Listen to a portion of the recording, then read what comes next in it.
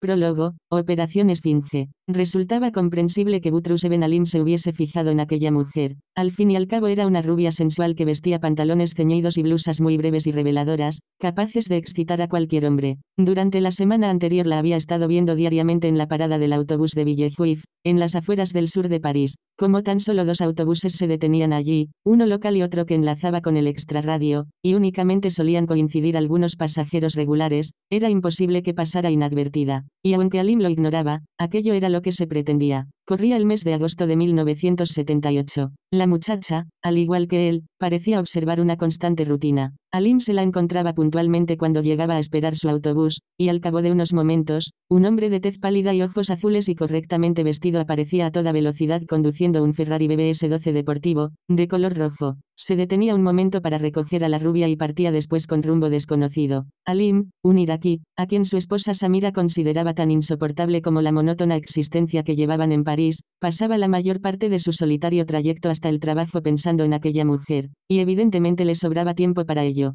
No solía hablar con nadie por el camino y, siguiendo instrucciones de la seguridad iraquí, daba siempre un amplio rodeo para llegar a su trabajo y variaba frecuentemente su ruta. Sus únicas constantes eran la parada de autobús próxima a su hogar de Villejuif y la estación de metro de Saint-Lazare. Desde allí tomaba el tren hasta Sarcelles, exactamente al norte de la ciudad, donde trabajaba en un proyecto de alto secreto destinado a la construcción de un reactor nuclear para su país. Un día el segundo autobús llegó antes que el Ferrari. La mujer miró hacia el lugar por donde solía llegar el coche y con un encogimiento de hombros se subió en el vehículo. El autobús de Alim venía con retraso debido a un leve accidente sufrido 2 manzanas más abajo cuando un Peugeot se atravesó delante suyo. Al cabo de unos momentos llegó el Ferrari. El conductor miró en torno buscando a la muchacha, y Alim, comprendiendo lo que había sucedido, le informó en francés que ella se había marchado en autobús. El hombre, al parecer perplejo, repuso en inglés y, en esta ocasión, Alim le repitió la explicación en tal idioma. Su interlocutor, agradecido, le preguntó a dónde se dirigía y él le indicó que su destino era la estación de la Madeleine, a escasa distancia de la de Saint-Lazare. Ranesse, el conductor, al que Alim únicamente conocería como el inglés Jack Donovan, le dijo que también él seguía aquel camino y se ofreció a llevarle. Alim no vio ningún inconveniente en ello y entró en el coche.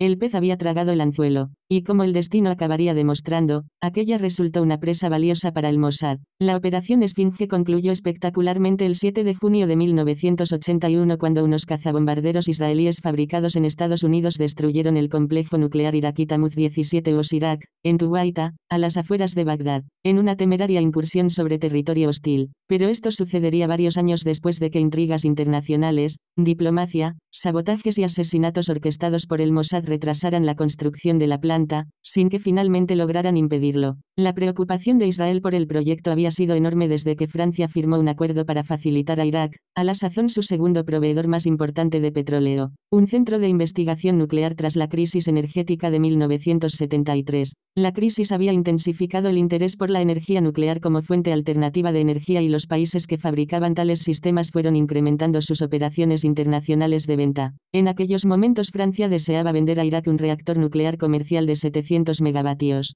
Irak había insistido reiteradamente en que el centro de investigación estaba destinado a fines pacíficos, básicamente para facilitar energía a Bagdad. Israel, por múltiples razones, temía que sirviese para fabricar bombas nucleares que se utilizarían contra ellos. Los franceses habían accedido a facilitar uranio enriquecido al 93% para 2 reactores suministrados por su planta militar de enriquecimiento de Pierre Latte. Asimismo habían convenido vender a Irak 4 cargas de carburante, un total de 150 libras de uranio enriquecido que bastarían para fabricar 4 armas nucleares. Jimmy Carter, a la sazón presidente de Estados Unidos, había adoptado como principal objetivo de política extranjera su oposición a la proliferación nuclear y los diplomáticos norteamericanos presionaban activamente tanto a franceses como a iraquíes para hacerlos desistir de sus planes. Incluso los franceses se mostraron recelosos acerca de las intenciones de Irak cuando ésta rechazó categóricamente su oferta de sustituir el uranio enriquecido por otra clase menos potente de carburante denominado caramelo, sustancia que podía producir energía nuclear pero no bombas nucleares.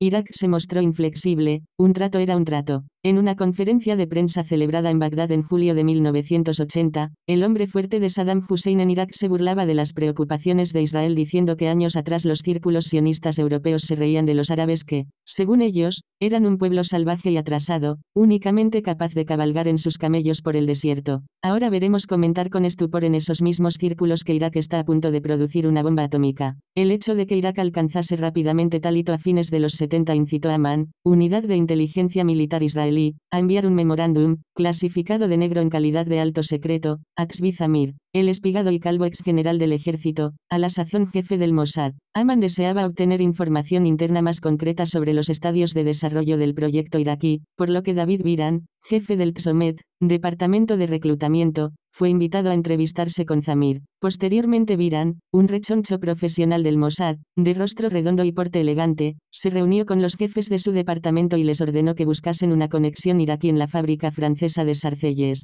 Tras una exhaustiva aunque infructuosa investigación de 2 días en los archivos de personal, Biran se puso en contacto con David Arbel, jefe de la base francesa, un oficial de carrera del Mossad, canoso y que dominaba varios idiomas, facilitándole los detalles necesarios para aquella misión. Como todas esas bases, la correspondiente a París se halla situada en los sótanos blindados de la embajada israelí. En su calidad de jefe de la misma, Arbel incluso estaba por encima del embajador. El personal del Mossad controla la valija diplomática, la DIP, y por sus manos pasa todo el correo que entra y sale de las embajadas. También tiene a su cargo el mantenimiento de pisos francos, conocidos como apartamentos de operaciones. Por ejemplo, únicamente la base londinense posee más de un centenar de tales pisos y tiene alquilados otros 50. París cuenta asimismo con una serie de sayanim, colaboradores voluntarios judíos de todas condiciones, uno de los cuales, cuyo nombre clave era Jacques Marcel, trabajaba en el departamento de personal de la planta nuclear de Sarcelles. Como el proyecto era muy urgente, se le pidió que facilitase determinado documento. Normalmente hubiese transmitido la información de modo oral o incluso la hubiese copiado en un papel. Apoderarse de documentación implica el riesgo de ser descubierto y pone en peligro al Sayan. Pero en aquel caso decidieron que necesitaban una información concreta, principalmente por la habitual confusión de los nombres árabes, suelen cambiárselos en diversas situaciones. Y asimismo, para mayor seguridad, se pidió a Marcel que facilitase la relación del personal iraquí que allí trabajaba. Puesto que de todos modos tenía previsto acudir a París para asistir a una reunión, Marcel recibió instrucciones de depositar la relación en el maletero de su coche, junto con los restantes expedientes que debía llevar oficialmente a la reunión. La noche anterior se encontró con el Unkatsa, oficial del Mossad, recogió un duplicado de la llave del maletero y le dio ciertas indicaciones. A la hora señalada Marcel debía dar un rodeo por una callejuela próxima a la École Militaire, donde encontraría un Peugeot rojo con una pegatina especial en la ventanilla posterior. El coche, que habría sido alquilado, habría pasado toda la noche frente a un café para garantizar un lugar de aparcamiento, necesidad primordial en París. Marcel daría una vuelta a la manzana y, cuando regresara, el vehículo arrancaría, permitiéndole ocupar su puesto. A continuación debía limitarse a asistir a la reunión, dejando la relación del personal en el maletero. Como quiera que los empleados de industrias delicadas suelen verse sometidos a registros inesperados por razones de seguridad, Marcel, sin apercibirse de ello, fue seguido por el Mossad cuando se dirigía a su cita. Tras asegurarse una vez más de que no eran vigilados, un par de especialistas cogieron el dossier del coche y se metieron en el café. Mientras uno de ellos encargaba bebidas, el otro fue al lavabo. Una vez allí sacó una cámara fotográfica con un juego anexo de 4 patas pequeñas plegables de aluminio, llamado abrazadera. Ingenio que ahorra mucho tiempo de preparación puesto que ya está enfocado y utiliza especiales rollos instantáneos fabricados por el departamento de fotografía del Mossad, con lo que es posible obtener hasta 500 tomas con uno solo. Una vez desplegadas las patas, el fotógrafo puede introducir y sacar rápidamente los documentos por debajo utilizando un accesorio elástico que sostiene con los dientes para pulsar cada vez el obturador. Cuando hubieron fotografiado las 3 páginas, los hombres devolvieron el dossier a su sitio y se marcharon. Los nombres fueron enviados inmediatamente por computadora a la subdivisión de París en Tel Aviv utilizando el sistema clásico de doble codificación del Mossad por el que a cada expresión fonética se le asigna un número. Por ejemplo, en el caso de Abdul, a Ab se le asignaría el número 7 y a Adul el 21. En otros casos más complicados cada número posee un código regular, una letra u otro número, y este código manguito se cambia semanalmente. Y aún así, cada mensaje facilita únicamente la mitad del texto, de modo que uno contendría la clave del código de Ab y el otro la de Dul, y aunque esta transmisión fuese interceptada, nada significaría para la persona que tratase de descifrarla. De este modo fue enviada toda la relación del personal a la base general, mediante 2 transmisiones por separado del computador. En cuanto los nombres y cargos fueron descifrados en Tel Aviv, se enviaron al Departamento de Investigación y a Amán, pero, una vez más, y teniendo en cuenta que el personal iraquí de Sarcelles lo componían científicos que en principio no eran considerados peligrosos, apenas poseían datos relativos a ellos en sus archivos. El jefe del Tsomet dio instrucciones de atacar del modo más conveniente, es decir, buscando el objetivo más fácil, y cuanto antes. Así fue como decidieron arriesgarse con Butrus Eben Alim, que demostró ser una baza afortunada aunque, en su momento, se le escogió porque era el único científico iraquí que residía en un domicilio particular. Ello significaba que los restantes estaban controlados por más medidas de seguridad o que se alojaban en residencias militares próximas a la planta. Alim estaba casado, apenas la mitad de ellos lo estaban, pero no tenía hijos, algo insólito en un iraquí de 42 años, lo que sugería que el suyo no era un matrimonio dichoso y normal, puesto que ya tenían su objetivo. El problema que se presentaba a continuación era cómo reclutarlo, especialmente puesto que se habían recibido órdenes de Tel Aviv para que aquella se considerase una INEFES, drástica expresión hebrea que significa una operación en la que no se admitiría el fracaso. Para llevar a cabo tal tarea se recurrió a dos equipos. Yarid, el primero de ellos, responsable de la seguridad en Europa, debería verificar los horarios de Alim y de su esposa, Samira, comprobar si él estaba sometido a vigilancia iraquí o francesa y procurarse un apartamento en las proximidades por medio de un agente de la propiedad inmobiliaria Sayan. Uno de los Sayanim radicados en París que se dedicaba a asuntos inmobiliarios se comprometió a encontrar un apartamento por aquellos alrededores sin formular pregunta alguna. Neviot, el segundo equipo, se encargaría de infiltrarse en el domicilio de Alim, reconociendo el terreno e instalando ingenios de escucha, una madera si debía colocarse en una mesa o zócalo, por ejemplo, o un cristal si se trataba de un teléfono. La división Yarid del Departamento de Seguridad consiste en 3 equipos con una dotación de 3 a 9 elementos cada uno, 2 de los cuales desarrollan sus actividades en el extranjero mientras que el otro permanece en Israel en calidad de apoyo. Recurrir a uno de los equipos para una operación suele implicar importantes regateos porque todos consideran de vital importancia su caso particular. La división Neviot consiste asimismo en 3 equipos de expertos en el arte de obtener información mediante objetos inanimados, lo que significa irrumpir en un domicilio, fotografiar objetos tales como documentos, entrar y salir de habitaciones y edificios para instalar equipos de vigilancia sin dejar huellas o entrar en contacto con determinadas personas. Entre su colección de instrumentos, estos equipos cuentan con llaves maestras de la mayoría de hoteles más importantes de Europa e idean constantemente nuevos métodos para abrir puertas equipadas con mecanismos de cierre que funcionan a base de tarjetas magnéticas, claves cifradas y otros medios. Algunos hoteles, por ejemplo, incluso disponen de cerraduras que se abren utilizando la huella del pulgar de sus huéspedes. Una vez instalados los ingenios de escucha o micrófonos ocultos en el apartamento de Alim, un Siklut, empleado del departamento de escucha, espiaría y registraría las conversaciones. La cinta del primer día sería remitida al cuartel general de Tel Aviv, donde se averiguaría en qué dialecto especial se expresaban y se enviaría cuanto antes desde Israel a un marax, u oyente, que comprendiera lo mejor posible dicho dialecto para proseguir la vigilancia electrónica y facilitar su inmediata traducción a la base de París. En aquel estadio de la operación únicamente contaban con un nombre y una dirección, ni siquiera disponían de una foto del iraquí y, desde luego, no había garantía alguna de que pudiera serles útil. El equipo Yarid se dedicó a vigilar desde la calle el edificio donde tenía su domicilio Alim y a espiar a través del apartamento vecino para comprobar qué aspecto tenían él y su esposa. El primer contacto real se realizó 2 días después. Una joven muy atractiva y de cabellos cortos que se dio a conocer como Jacqueline llamaba a la puerta de Alim. Se trataba de Dina, otro miembro del equipo, cuya función consistía simplemente en observar detenidamente a la esposa e identificarla al equipo de modo que pudieran iniciar formalmente la vigilancia. Dina simulaba dedicarse a la venta de perfumes que obtenía en grandes cantidades. Debidamente equipada con un maletín e impresos de pedido, había ido de puerta en puerta ofreciendo sus productos en los restantes apartamentos de aquel edificio de 3 pisos sin ascensor a fin de evitar sospechas, tomando las precauciones necesarias para llegar a casa de Alim antes de que él regresara de su trabajo. Samira, al igual que la mayoría de mujeres del edificio, estuvo encantada con la oferta de perfume, y no era de extrañar puesto que los precios resultaban mucho más económicos que en los establecimientos de venta al detalle. A las interesadas se les pedía que pagaran la mitad del encargo por anticipado y el resto a la entrega, prometiendo acompañar la misma con un regalo.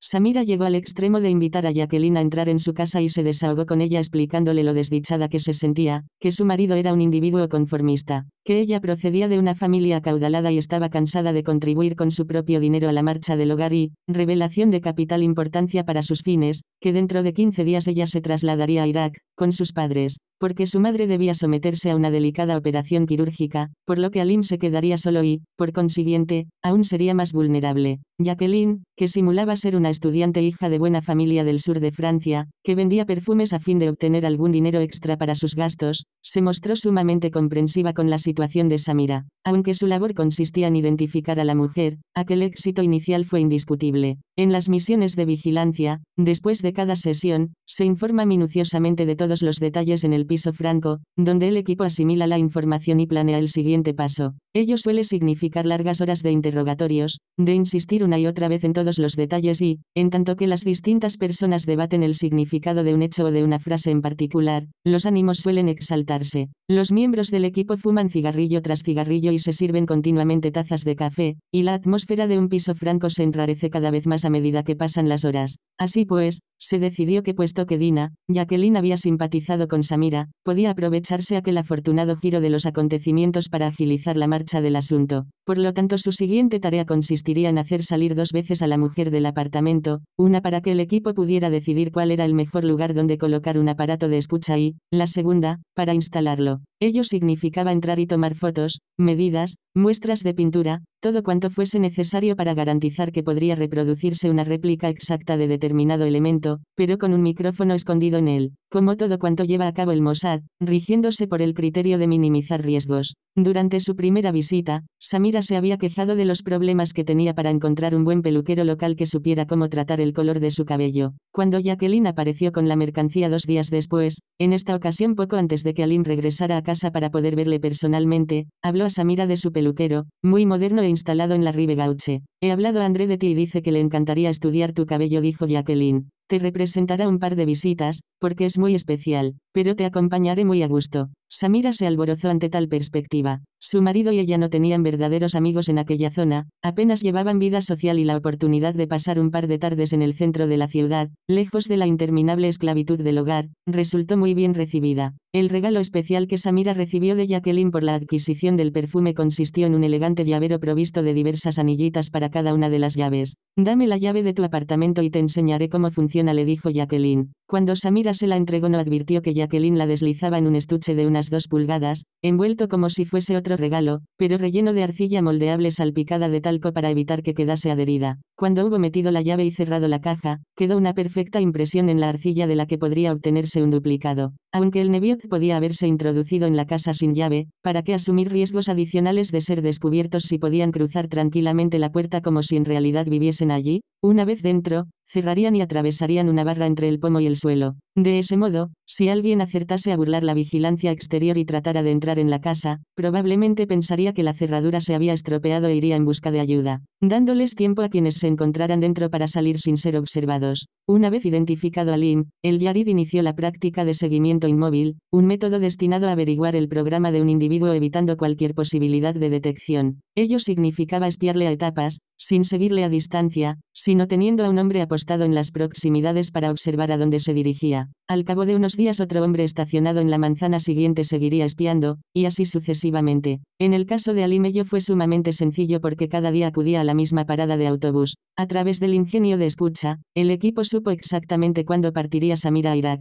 También oyeron cómo ella le aconsejaba que acudiese a la embajada iraquí para pedir que efectuasen un control de seguridad, lo que puso sobre aviso al Mossad para intensificar su cautela. Pero aún no habían pensado cómo podrían reclutar a Alim, y dada la enorme importancia de aquel caso no contaban con mucho tiempo para decidir si él estaría o no dispuesto a colaborar. Asimismo, el Departamento de Seguridad descartó como excesivamente arriesgado en aquel caso el uso de un oter, un árabe pagado para contactar a otros árabes. Hubiera sido un trato demasiado directo que no permitiría otra alternativa y no querían echarlo a perder todo. En cuanto a las primeras esperanzas que habían abrigado acerca de que Dina, bajo la personalidad de Jacqueline, pudiese entrar en contacto con Alim a través de su mujer, fueron rápidamente desechadas. Tras su segunda cita con el peluquero, Samira no quiso volver a saber nada más de ella. He visto cómo mirabas a esa muchacha, dijo Samira a Alim durante una de sus disputas conyugales, y no te hagas ilusiones porque yo me marche, sé muy bien cómo eres. Y así fue como se les ocurrió la idea de la chica del autobús y del Catsarran ese que se daría a conocer como el extravagante inglés Jack Donovan. Alquilarían un Ferrari, y las ilusorias patrañas de Donovan sobre sus supuestas riquezas harían el resto. La primera vez que Alim subió en el Ferrari no reveló cuál era su trabajo y simuló ser un estudiante, por cierto demasiado maduro, según pensó Rand. Mencionó que su esposa marchaba de viaje y que a él le gustaba comer bien, aunque se abstenía del alcohol por ser musulmán. Donovan aludió vagamente a sus ocupaciones, lo que le permitiría mayor flexibilidad, diciéndole que trataba en el comercio internacional. y le sugirió que tal vez algún día podría visitar su casa de campo o acompañarle a cenar mientras su esposa estuviese ausente. En aquellos momentos Alim no se comprometió a nada. A la mañana siguiente la rubia regresó y Donovan la recogió. Un día después apareció Donovan, pero no la muchacha, y de nuevo él se ofreció a acompañar a Alim a la ciudad, en esta ocasión sugiriéndole que se detuvieran primero en un local próximo a tomar café. En cuanto a su hermosa acompañante, Donovan le explicó: «Ah, es una fulana que conozco. Estaba empezando a mostrarse demasiado exigente y me he desembarazado de ella. En cierto modo es una lástima, porque era estupenda, ya sabrás qué quiero decir, pero este es un material que nunca escasea, amigo». Alim no le habló a su esposa de su nuevo amigo, era algo que deseaba reservarse para sí. Cuando Samira hubo partido para Irak, Donovan, que había ido recogiendo regularmente a Alim y se habían hecho muy amigos, le dijo que tenía que ir a Holanda para un asunto de negocios, y pasaría allí unos 10 días. Le entregó su tarjeta de negocios, ficticia desde luego, pero que no obstante contaba con una auténtica oficina, que se completaba con un distintivo y una secretaria, por si Alim quería hacerle alguna visita o telefonearle, en un famoso edificio próximo a la parte alta de los Champs-Élysées. Durante todo aquel tiempo Donovan, residía realmente en el piso franco donde tras cada encuentro con Alim se reunía con el jefe de la base o su lugarteniente, para planear el siguiente movimiento, redactar sus informes, leer las transcripciones de las grabaciones secretas y examinar detenidamente todos los planteamientos posibles. En primer lugar daba un rodeo para asegurarse de que no había sido seguido y una vez en el piso intercambiaba su documentación, dejando allí su pasaporte británico. De los 2 informes que preparaba cada vez, uno de ellos, de carácter informativo, contenía todos los detalles específicos de lo que se había hablado en sus encuentros. En cuanto al segundo, un informe de operaciones, contenía los 5 interrogantes: quién, qué, cuándo, dónde y por qué, y relacionaba todo cuanto había sucedido en la reunión. Este segundo informe se guardaba en otra carpeta y se entregaba a un bodel, un correo, que transmitía los mensajes entre los pisos francos y la embajada. Ambos informes eran remitidos a Israel por separado, bien por computadoras o por DIPS, valija diplomática. Los informes de operaciones se envían fraccionados para evitar ser descubiertos. En su primera parte podría decir: me he encontrado con el sujeto en, véase hoja separada, y otro informe contendría la localización, y así sucesivamente. Cada persona tiene 2 nombres en clave, aunque ellos los ignoran, uno para información y otro para las operaciones. La mayor preocupación del Mossad consiste, siempre, en las comunicaciones. Como saben lo que ellos son capaces de hacer, imaginan que también pueden hacerlo otros países. Una vez Samira hubo partido, Alim alteró toda su rutina, quedándose en el centro a comer en algún restaurante a la salida del trabajo o metiéndose en algún cine. Un día telefoneó a su amigo Donovan y le dejó un mensaje. 3 días después Donovan respondía a su llamada. Alim deseaba salir y su amigo le llevó a un lujoso cabaret donde cenaron y presenciaron un espectáculo, haciéndose cargo el inglés de todos los gastos. Alim había empezado a beber y en el transcurso de aquella larga velada Donovan le comentó los tratos que estaba llevando a cabo para vender contenedores viejos a países africanos que los utilizarían como viviendas. En algunos de esos lugares están tan necesitados de alojamientos que practican agujeros a modo de ventanas y puertas y se instalan en ellos, le dijo. Tengo noticias de ciertas existencias en Tolón que podré adquirir a un precio ridículo. Este fin de semana pienso ir allí, ¿por qué no me acompañas? Probablemente solo te serviré de estorbo, repuso Alim. No tengo ni idea de hacer negocios. ¡Qué tontería! Es un largo camino de ida y vuelta y prefiero ir acompañado. Nos quedaremos allí y volveremos el domingo. Al fin y al cabo, ¿qué ibas a hacer este fin de semana? El plan estuvo a punto de irse a pique porque el Sayan local se acobardó en el último momento. En su lugar un Katsa representó el papel del hombre de negocios que vendería la mercancía a Donovan. Cuando ambos estaban regateando el precio, Alim advirtió que un contenedor que había sido izado con una grúa estaba oxidado por el fondo. Todos lo estaban y confiaban en que él reparara en ello. En una parte con su amigo le informó de ello, facilitándole de ese modo negociar un descuento sobre los 1.200 contenedores. Aquella noche, durante la cena, Donovan entregó a Alim $1.000 en efectivo. Vamos, tómalos, le dijo. Me has ahorrado muchos más detectando aquella oxidación. No es algo de gran importancia, desde luego, pero el tipo que los vendía lo ignoraba. Por primera vez Alim comenzó a darse cuenta de que además de pasarlo bien con su nuevo amigo, su amistad podía resultarle provechosa. Para el Mossad, que no ignora que el dinero, el sexo y algún tipo de motivación psicológica, individual o combinada, pueden conseguirlo casi todo, su hombre había mordido completamente el anzuelo.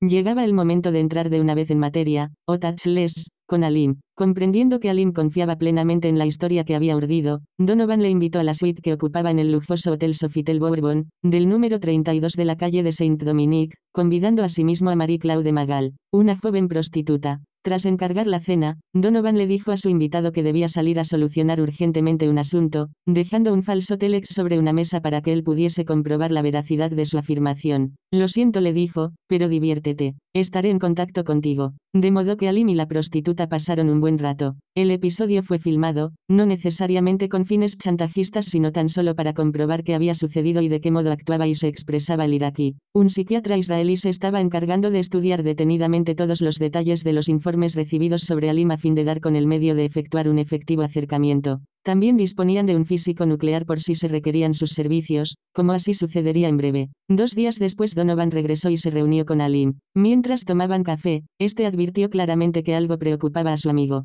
Se me presenta la oportunidad de hacer un negocio con una firma alemana acerca de unas tuberías neumáticas especiales para transportar material radiactivo destinado para usos médicos, dijo Donovan. Pero todo ello es muy técnico y, aunque se halla en juego una importante suma de dinero, desconozco el asunto por completo. Me han puesto en contacto con un científico inglés que ha accedido a inspeccionar la mercancía, pero el problema consiste en que me pide demasiado dinero y, por añadidura, no me inspira demasiada confianza, pues creo que está de acuerdo con los alemanes. Tal vez podría ayudarte, repuso Alim. Te lo agradezco, pero necesito un científico que examine esas tuberías. Soy científico, respondió Alim. Donovan se mostró sorprendido. ¿Qué quieres decir? Creí que estabas estudiando. En un principio me vi obligado a decírtelo, pero soy un científico destinado aquí por Irak para colaborar en un proyecto especial. Estoy seguro de que podré ayudarte. Rand confesaría más tarde que cuando Alim reconoció finalmente cuál era su verdadera ocupación, sintió como si le hubieran extraído toda la sangre de las venas. Se la hubieran sustituido por hielo y de nuevo se lo hubiesen extraído infiltrándole a continuación agua hirviendo. Estaba en su poder,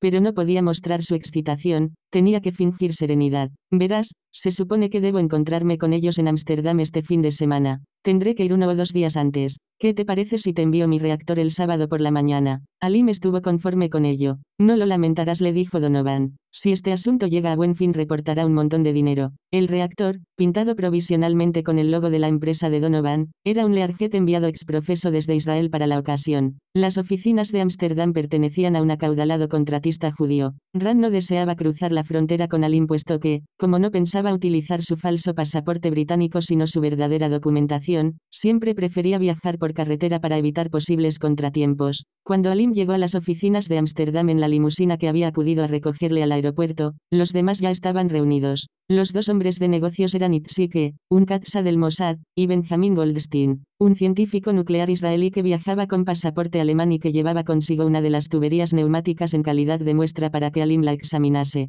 Tras algunas discusiones iniciales, Rand e Itzike abandonaron la estancia, al parecer para concretar los detalles financieros, dejando que los 2 científicos tratasen de los aspectos técnicos. Dados sus intereses comunes y su experiencia, ambos establecieron una espontánea camaradería, y Goldstein preguntó a Alim cómo era tan conocedor de la industria nuclear. Fue un disparo a ciegas, pero Alim, que había abandonado totalmente sus defensas, le habló de su trabajo. Cuando más tarde Goldstein comentó a Itzike la confesión que Alim le había hecho, decidieron llevar a cenar al confiado iraquí. En cuanto a Rand, elaboró un pretexto para no acompañarlos. En el curso de la cena ambos aludieron a un plan en el que dijeron haber trabajado, tratar de vender instalaciones de potencia nuclear a países tercermundistas, naturalmente con fines pacíficos. El proyecto de tu planta sería un modelo perfecto para que nosotros pudiéramos venderlo a esas gentes, dijo Itzike. Si nos facilitaras algunos detalles, los planos y otros datos, lograríamos hacer una fortuna con ello. Pero tenemos que mantenerlo en secreto entre nosotros. Procuremos que Donovan no se entere de esto o deseará participar en el asunto. Nosotros tenemos contactos y tú cuentas con la experiencia necesaria. En realidad, no le necesitamos. Verás, no estoy muy convencido, dijo Alim. Donovan se ha portado siempre muy bien conmigo, y, por otra parte, ¿no te parece algo peligroso? No, no hay ningún peligro en ello, repuso Itzike. Tú debes de tener acceso regularmente a esas cosas. Solo deseamos utilizarlo como modelo, esto es todo. Te pagaremos bien y nadie llegará a saberlo. ¿Cómo podrían enterarse? Estas cosas se hacen en cualquier momento. Supongo que sí, contestó Alim aún vacilante pero excitado ante la perspectiva de obtener tanto dinero. ¿Pero hacemos con Donovan? Me disgusta la idea de engañarle. ¿Acaso crees que él te informa de todos sus negocios? Vamos. Jamás se enterará. Puedes seguir siendo amigo suyo y hacer negocios con nosotros. Por nuestra parte, desde luego que nunca se lo diremos porque nos reclamaría parte de los beneficios. Realmente le tenían en su poder. La promesa de incalculables riquezas había sido excesiva. De todos modos, simpatizaba con Goldstein y no era como si los estuviese ayudando a proyectar una bomba. Y, además, no había ninguna necesidad de que Donovan llegara a enterarse. ¿Por qué no hacerlo? Alim acababa de ser reclutado oficialmente y, al igual que otros muchos, ni siquiera se había enterado. Donovan pagó a Alim $8.000 por su colaboración en el asunto de las tuberías y al día siguiente, tras celebrar el feliz resultado del negocio con un pantagruélico almuerzo y una prostituta en su habitación, el feliz iraquí regresó a París en el reactor privado. Al llegar a este punto se suponía que Donovan abandonaría totalmente el escenario para aliviar a Alim de la violenta situación de tener que ocultarle sus actividades. Durante algún tiempo se perdió de vista, aunque dejándole un número telefónico de Londres donde Alim podría contactar con él en caso necesario. Donovan le dijo que tenía que resolver unos negocios en Inglaterra y que ignoraba cuánto tiempo estaría ausente. 2 días después Alim se reunía en París con sus nuevos socios. Ipswich, mucho más atrevido que Donovan, deseaba que le facilitase un esquema de la planta iraquí junto con otros detalles sobre su localización y capacidad y su programa concreto de construcción. Al principio el iraquí obedecía sin aparentes problemas. Los dos israelíes le enseñaron cómo fotocopiar utilizando un papel de una clase especial que se colocaba simplemente sobre el documento a copiar con un libro u otro objeto apoyado encima durante varias horas. La imagen se transfería al papel, que seguía pareciendo ordinario pero que, al ser procesado, permitía obtener una imagen invertida del documento copiado. A medida que Ipswich apremiaba a Alim para obtener más información gratificándole generosamente en cada etapa, el iraquí comenzó a mostrar signos de la denominada reacción de los espías, accesos repentinos de frío y calor, altas temperaturas, insomnio o intranquilidad, auténticos síntomas físicos producidos por el temor a ser descubierto. Cuanto más se aventura uno, más se temen las consecuencias de los propios actos. ¿Qué hacer? Lo único que se le ocurrió fue llamar a su amigo Donovan. Él sabría cómo aconsejarle puesto que conocía a personas que ocupaban altos y misteriosos cargos. Tienes que ayudarme, le rogó cuando Donovan respondió a su llamada. Tengo un problema, pero no puedo hablarte de ello por teléfono. Estoy en dificultades y necesito tu ayuda. Para eso estamos los amigos, le tranquilizó Donovan, comunicándole seguidamente que saldría de Londres 2 días después y que se reuniría con él en la suite del Sofitel. He sido engañado, se lamentó Alim tras confesarle el trato secreto que había establecido con la firma alemana de Ámsterdam. Lo siento. Siempre te has portado como un buen amigo, pero me convencieron por el dinero.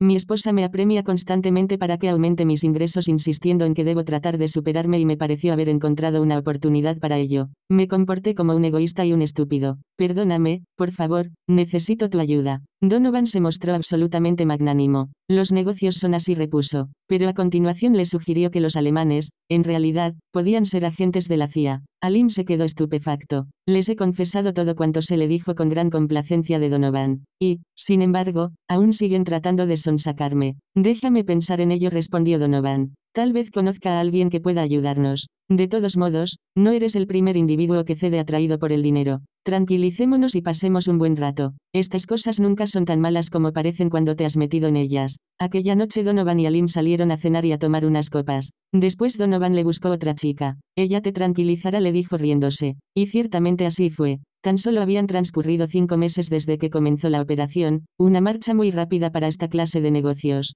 Pero cuando se hallan en juego tan altos intereses, la rapidez es algo esencial. Sin embargo, en aquella etapa la consigna era actuar con precaución. Y como Alim estaba tan tenso y asustado, convenía tratarlo con delicadeza. Tras otra larga y acalorada sesión en el piso franco, se tomó la decisión de que Rand se entrevistaría con Alim y le diría que sin duda se trataba de una operación de la CIA. Me colgarán, se desesperó Alim. Van a colgarme. No lo harán, repuso Donovan. No es tan grave como si hubieras estado trabajando para los israelíes. Y de todos modos, ¿quién va a saberlo? He hecho un trato con ellos. Solo desean una información más y luego te dejarán en paz. ¿Qué más quieren? ¿Qué otra cosa puedo darles? Verás, para mí no significa nada, pero supongo que tú sabrás de qué se trata, repuso Donovan sacando un papel del bolsillo. Aquí está. Desean saber qué responderá Irak cuando Francia le ofrezca sustituir el material enriquecido por lo que denominan caramelo. Diles eso y no volverán a molestarte. No tienen interés alguno en perjudicarte, solo desean esa información. Alim le dijo que Irak deseaba obtener el uranio enriquecido, pero que en cualquier caso Yahya al-Messad, un físico de origen egipcio, llegaría dentro de pocos días para inspeccionar el proyecto y decidiría tales asuntos en nombre de Irak.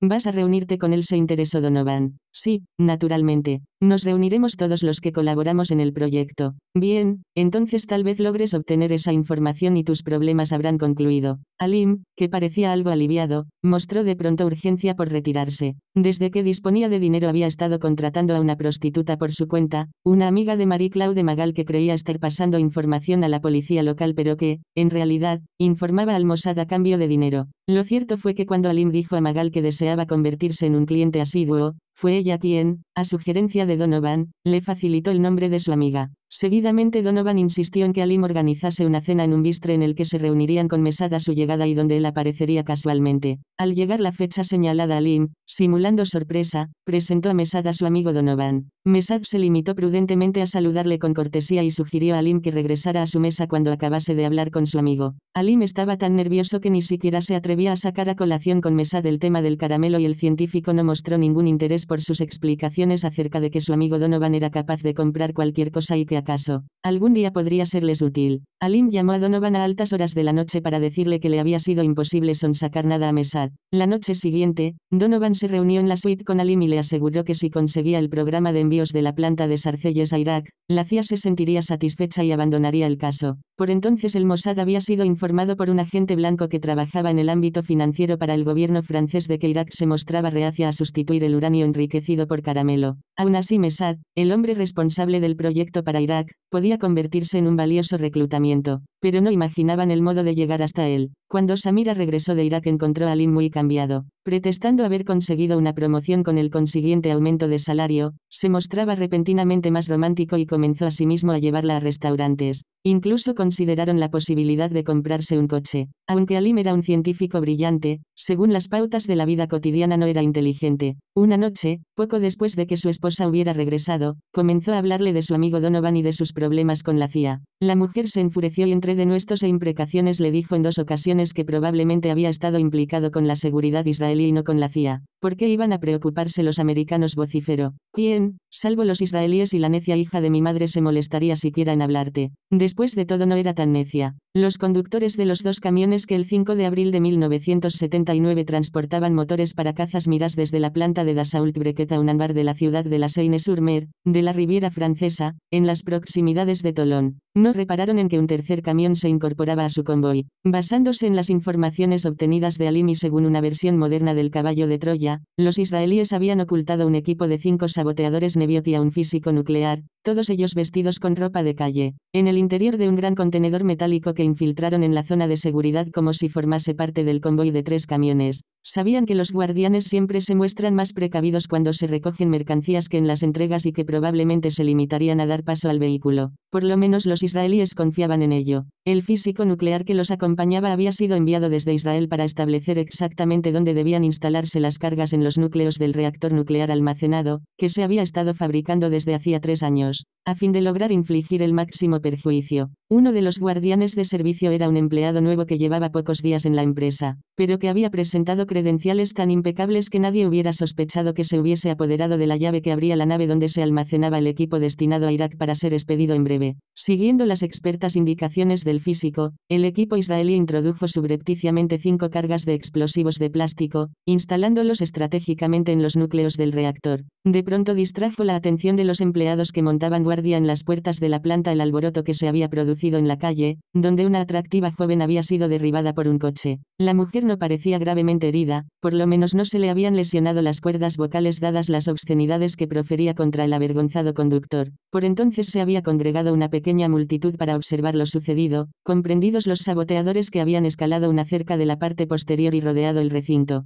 Tras comprobar que entre los reunidos se encontraban los vigilantes franceses y que, por consiguiente, estaban libres de peligro, uno de ellos, tranquila y cautelosamente, hizo detonar una sofisticada espoleta que funcionaba a base de un ingenio manual, destruyendo el 60% de los componentes del reactor, provocando pérdidas por $20 millones y retrasando los planes de Irak durante varios meses, aunque, sorprendentemente, sin ocasionar daño alguno al restante material almacenado en el hangar. Cuando los guardianes distinguieron aquel sordo estallido a sus espaldas irrumpieron inmediatamente en el hangar y, entre tanto, el coche causante del accidente se dio a la fuga mientras que los saboteadores y la víctima, bien adiestrados en esta clase de sucesos, se escabullían discretamente por las callejuelas próximas. La misión había constituido un éxito absoluto, y consiguió demorar los planes de Irak y dificultar el proceso del líder Saddam Hussein. Una organización ecologista denominada Groupe des Ecologistes Français, desconocida hasta entonces, se atribuyó la autoría de aquel atentado, declaraciones a las que no dio crédito la policía francesa. Pero el veto policial acerca de las investigaciones del sabotaje indujeron a otros periódicos a publicar versiones especulativas acerca de los posibles responsables.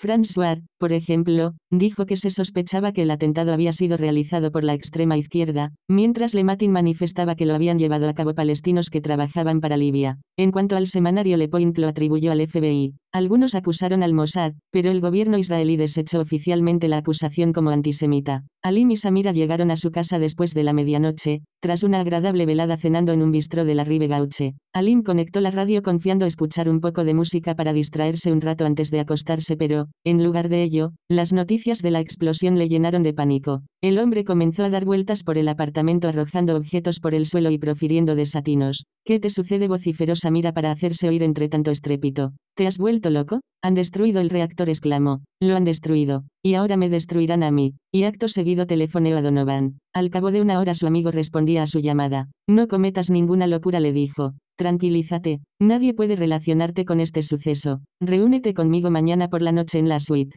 Alim aún estaba agitado cuando acudió al hotel. No había dormido ni se había afeitado, tenía un aspecto espantoso. Ahora los iraquíes van a colgarme, se lamentaba. Me entregarán a los franceses, que me condenarán a la guillotina. Tú no has tenido nada que ver en esto, le tranquilizó Donovan. Piensa en ello, nadie tiene motivos para acusarte. Es terrible, terrible. ¿Es posible que los israelíes estén detrás de todo esto? Samira cree que se trata de ellos. ¿Es posible que sea así? Vamos, hombre, no pierdas tu autodominio. ¿Qué estás diciendo? La gente con la que trato sería incapaz de hacer algo así. Probablemente será algún tipo de espionaje industrial. Existe mucha competencia en este terreno, tú mismo me lo has dicho. Alim le anunció que pensaba regresar a Irak. De todos modos, su esposa siempre había deseado irse y él ya había trabajado demasiado tiempo en París. Quería perder de vista a aquellas gentes. Estaba seguro de que no le seguirían hasta Bagdad. Donovan, con la intención de desechar cualquier sospecha de una posible implicación israelí, siguió propugnando su teoría de sabotaje industrial y dijo a Alim que si realmente deseaba emprender una nueva vida tal vez podría intentar un acercamiento con los israelíes. Dos razones le impulsaban a ello: en primer lugar para distanciarse de cualquier posible vinculación con ellos y, en segundo, para intentar lograr un nuevo reclutamiento.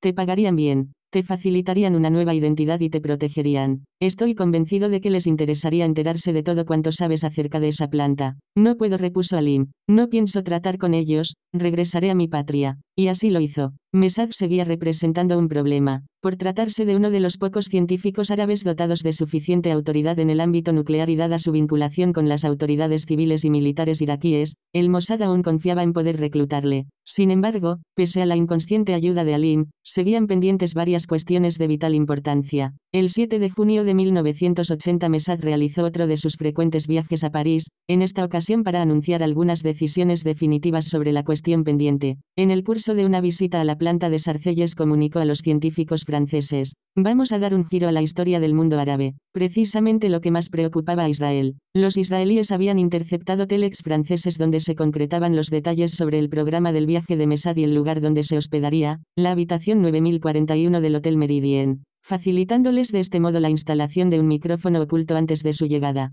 Mesad había nacido en Banam, Egipto, el 11 de enero de 1932. Era un eminente y brillante científico cuya abundante y negra cabellera comenzaba a clarear por la frente, y en su pasaporte figuraba como lector del Departamento de Ingeniería Atómica de la Universidad de Alejandría. Más tarde, en las entrevistas que su esposa Zamuba concedió a un periódico egipcio, declaró que el matrimonio y sus 3 hijos, 2 muchachas y un chico, habían estado a punto de partir de vacaciones a El Cairo. Es más, añadió que su esposo ya había comprado los billetes de avión cuando le telefonearon desde la planta de Sarcelles. Entonces le oyó decir: ¿por qué yo? Puedo enviar a un experto, según ella. A partir de aquel momento se mostró muy nervioso e irritado y Zamuba sospechaba que algún agente israelí infiltrado en el gobierno francés le había tendido una trampa. Desde luego que era algo peligroso. Él solía decirme que llevaría hasta el fin su misión de crear la bomba aunque tuviese que costarle la vida. La versión oficial facilitada a los medios informativos por las autoridades francesas era que, sobre las 7 de la tarde, cuando se dirigía a su habitación del piso noveno del hotel en una tarde desapacible del 13 de junio de 1980, Mesad fue abordado por una prostituta en el ascensor. El Mossad sabía perfectamente que Mesad era proclive a la práctica de ciertas desviaciones sexuales sadomasoquistas y que precisamente había estado frecuentando con bastante regularidad a una prostituta apodada Marie Express que aquel día debía reunirse con él a las 7:30. El verdadero nombre de la mujer era Marie Claude Magal, la misma que Rand había presentado a Alim en un principio y que, aunque había realizado numerosos trabajos para el Mossad, jamás llegó a saber quién la contrataba realmente. Mientras pagasen con puntualidad, a ella no le importaba. El servicio de inteligencia israelí también sabía que Mesad era un tipo difícil, no tan crédulo como Alim, y puesto que tan solo permanecería allí unos días, decidieron abordarle directamente. Si acepta, lo reclutaremos, explicó Arbel. De no ser así, es hombre muerto. Mesad no aceptó. Un Katz árabe parlante llamado Yehuda Gil llamó a la puerta de su habitación poco antes de que llegase Magal. Mesad la entreabrió levemente, lo justo para poder echar una ojeada, sin retirar la cadena de seguridad. ¿Quién es usted? ¿Qué quiere?, interpeló al desconocido. Pertenezco a una potencia que está dispuesta a gratificar espléndidamente la información que usted posee, repuso Gil. Lárgate o llamo a la policía, perro, exclamó Mesad. De modo que Gil se marchó, y regresó inmediatamente a Israel en el primer avión para que no pudieran relacionarle con Mesad. En cuanto a este, le aguardaba un destino muy diferente. El Mossad solo ejecuta a aquellos que se han manchado las manos de sangre. Si aquel hombre llevaba hasta el fin su proyecto, derramaría la sangre de muchos hijos de Israel. En consecuencia, ¿para qué esperar? Aguardaron a que el científico se solazara con Magal y a que ésta se marchase 2 horas después, ya que, puesto que debía morir, que lo hiciese dichoso. Y mientras dormía, 2 hombres se introdujeron sigilosamente en su suite provistos de una llave maestra y le cortaron el gaznate. A la mañana siguiente una camarera del hotel descubriría su cadáver bañado en sangre. La mujer había intentado entrar varias veces en la habitación, pero el letrero de no molesten la había hecho desistir de ello. Por fin llamó a la puerta y, al comprobar que no recibía respuesta, se decidió a entrar. En aquellos momentos la policía francesa manifestó que había sido obra de profesionales, no faltaba nada, no se habían llevado el dinero ni la documentación de la víctima. Tan solo encontraron una toalla manchada de pintalabios en el suelo del cuarto de baño. Magal se asustó al enterarse de la noticia. Después de todo, Mesad estaba con vida cuando ella lo dejó. En parte para protegerse y, por otra, por suspicacia, se presentó a la policía y declaró que, cuando ella llegó, Mesad estaba irritado y que despotricaba porque un poco antes se había presentado un hombre en su habitación intentando comprarle información. Magal confió a su vez todo lo sucedido a su amiga, la antigua amante regular de Alim, que a su vez transmitió inconscientemente dicha información a un contacto del Mossad. A altas horas de la noche del 12 de julio de 1980 Magal estaba haciendo la calle en el Boulevard Saint-Germain cuando un hombre que conducía un Mercedes negro se detuvo en una esquina y le hizo señas para que se le acercase. Aquello no era nada insólito, pero cuando ella comenzaba a tratar con su cliente en potencia, otro Mercedes negro asomó por la curva a toda velocidad. En el instante preciso el conductor del coche aparcado empujó violentamente a Magal y la proyectó de espaldas al suelo por el camino que debía recorrer el coche que se aproximaba. La mujer falleció al instante mientras ambos vehículos desaparecían entre las sombras de la noche. Aunque tanto Magal como Mesad fueron asesinados por el Mossad, las confabulaciones internas que condujeron a sentenciarlos se diferenciaban dramáticamente. Veamos en primer lugar el caso de Magal. El cuartel general de Tel Aviv comenzó a preocuparse seriamente a medida que se descifraban y analizaban los diversos informes recibidos desde el escenario de los hechos,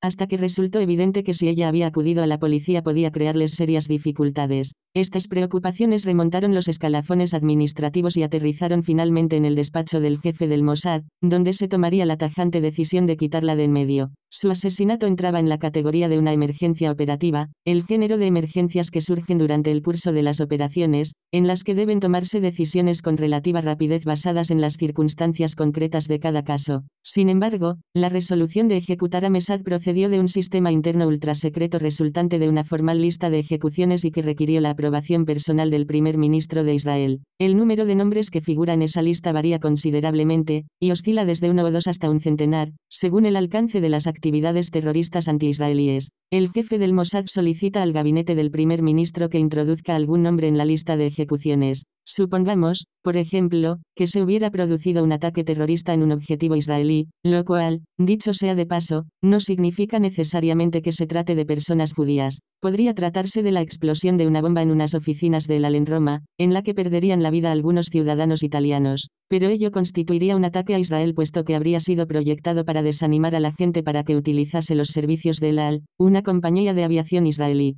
Supongamos que el Mossad tiene la certeza de que Ahmed Jibril fue el culpable que ordenó y organizó el ataque. Al llegar a este punto, recomendaría el nombre de Jibril al gabinete del primer ministro y este, a su vez, lo remitiría a un comité judicial especial, tan secreto que ni siquiera el Tribunal Supremo israelí conoce su existencia. El comité, que actúa como un tribunal militar y juzga a terroristas acusados in absentia, está formado por personal del Servicio de Inteligencia, militares y funcionarios procedentes del Departamento de Justicia. Las audiencias, que se desarrollan como en un tribunal, se celebran en diversos lugares, con frecuencia en alguna residencia privada. Tanto el personal del comité como el punto donde tiene lugar el juicio varían en cada circunstancia. Se designan 2 abogados para el caso, uno que representa al Estado y asume las funciones del fiscal, y otro que se encarga de la defensa, aunque el acusado desconoce todo el proceso. Entonces el tribunal, basándose en las pruebas presentadas, decide si el hombre, en este caso Jibril, es culpable de las acusaciones que se le formulan. De ser así, y en estos casos suele serlo, el tribunal puede decidir 2 cosas: ordenar que sea conducido a Israel para juzgarlo ante un tribunal normal o, si ello resulta excesivamente peligroso o imposible, ejecutarle en la primera ocasión posible. Pero antes de que la sentencia se lleve a cabo, el primer ministro debe firmar la orden de ejecución. Esta práctica difiere, dependiendo del primer ministro en activo. Unos suscriben el documento por anticipado, otros insisten en determinar previamente si la ejecución podría crear dificultades políticas en determinado momento. De cualquier modo, uno de los deberes primordiales de todo primer ministro es comprobar la lista de ejecuciones y decidir si ratifica con su firma la condena de los personajes allí inscritos.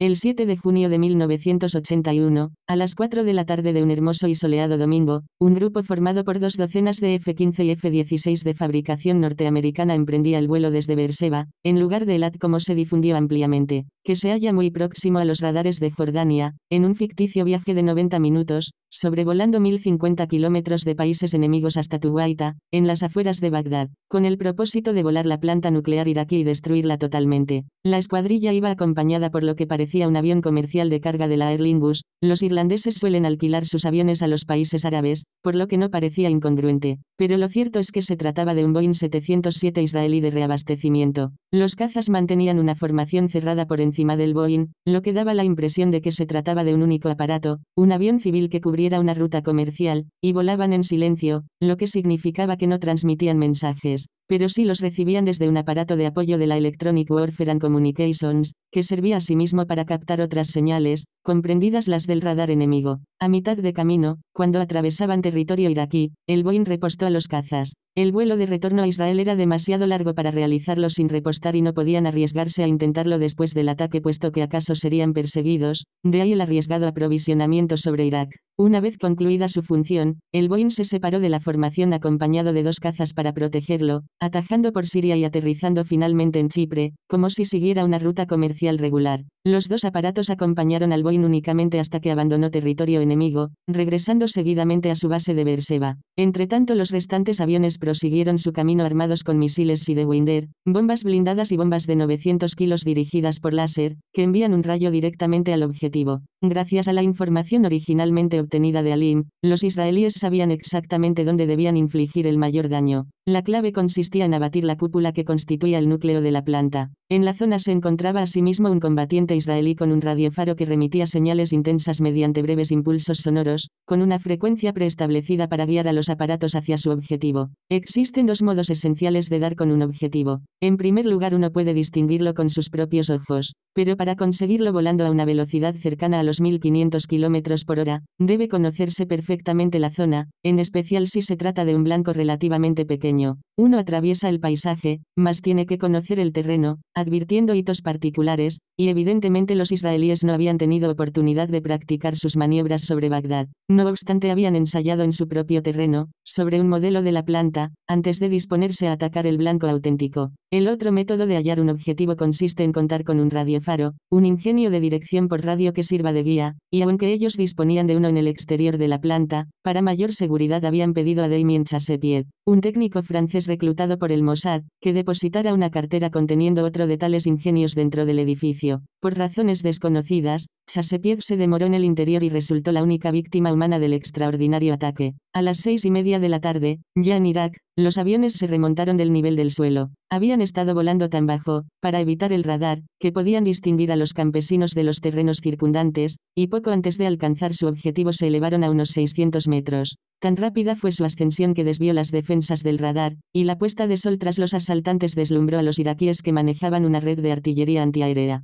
Los cazas bajaron rápidamente en picado, uno tras otro, y los iraquíes tan solo pudieron lanzar alguna salva inofensiva al aire, pero no dispararon misiles SAM ni enviaron aparatos en persecución de los asaltantes cuando estos regresaban a Israel. Volando a mayor altura y tomando una ruta de regreso mucho más directa sobre Jordania, tras haber reducido a cenizas las aspiraciones de Saddam Hussein de convertirse en una potencia nuclear. En cuanto a la propia planta, quedó devastada. La enorme cúpula que cubría el edificio del reactor fue derribada hasta sus cimientos y los muros sólidamente reforzados volaron por los aires. Otros dos edificios importantes, ambos vitales para las instalaciones, quedaron gravemente dañados. En una cinta de vídeo grabada por los pilotos israelíes y exhibida posteriormente ante un comité parlamentario, se registraba la explosión del núcleo del reactor desplomándose en el pozo de refrigeración. Begin había programado primeramente el ataque para fines de abril ateniéndose a la información recibida del Mossad de que el reactor comenzaría a operar el 1 de julio, mas aplazó la operación tras las noticias aparecidas en los periódicos acerca de que el anterior ministro de Defensa Ezer Weizmann había comentado a sus amigos que él estaba preparando una arriesgada operación preelectoral.